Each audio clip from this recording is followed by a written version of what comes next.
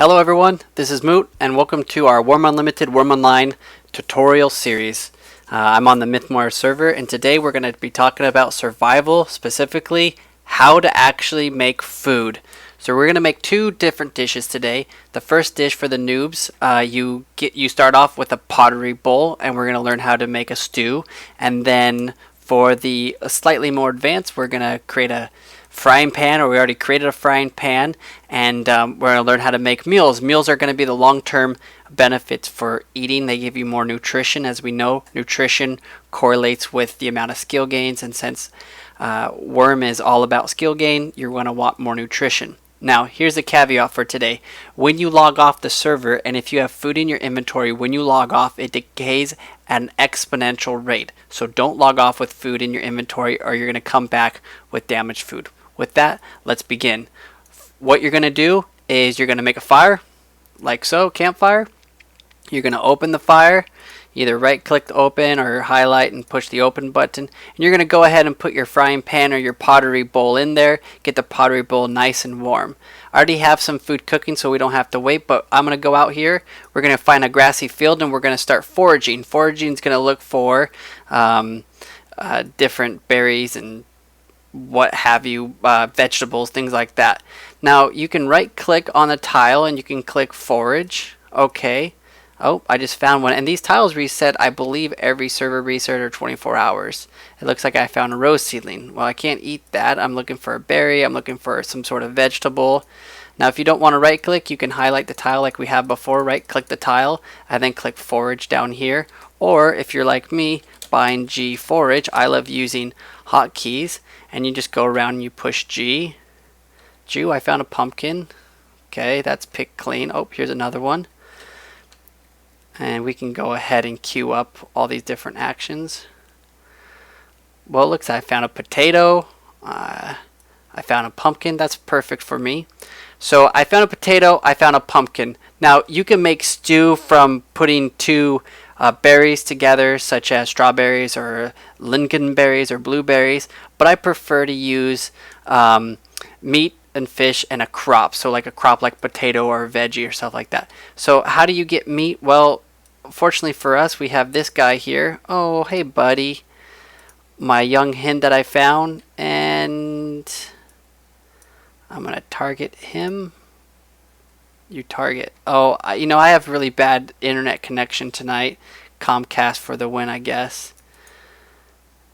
And you're supposed to attack, but maybe that's actually a bug. You can't attack him. Okay, well, pretend that you killed him and you butchered him with your butchery knife. And you come in here and you're like, well, I have my campfire going. Now my pottery bowl's all nice and warm. Go ahead and throw your potatoes and your pumpkin in there as well.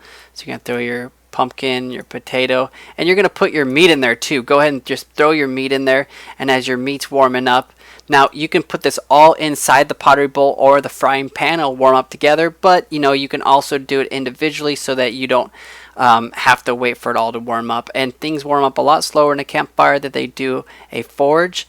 Now, if you're going to make meals, you want to use an oven. That's going to give you the least amount of difficulty. And we'll talk about difficulty here a short bit. As you know, you can create a frying pan by opening up, by getting your nice hot lump. And you're going to just go ahead and right click the large anvil, add to crafting window, drag your lump over, and you can go ahead and create a frying pan, a cauldron, or a saucepan that way.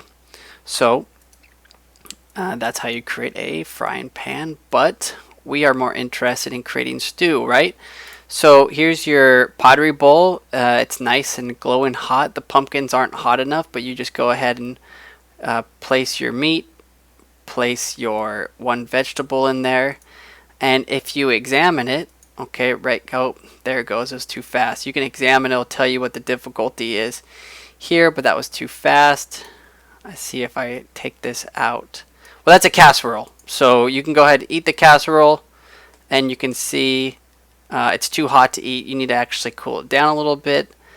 For the frying pan, we want to make a meal, so I'll go ahead and put my cooked meat over there and my potato. And if you examine it, right click examine, it will tell you the difficulty is 27. Now, I'm told, or at least I know, that the difficulty of the meal will determine what the quality or how high the quality of the meal may be according to your hot food cooking skill. So hot food cooking is a skill that you have which determines the quality of your meals. My theory, and from my knowledge, that the quality of ingredients do not affect the quality of the meal, but I've been told that it does. I disagree. I believe it's all about the quality of your hot food cooking, not the quality of ingredients.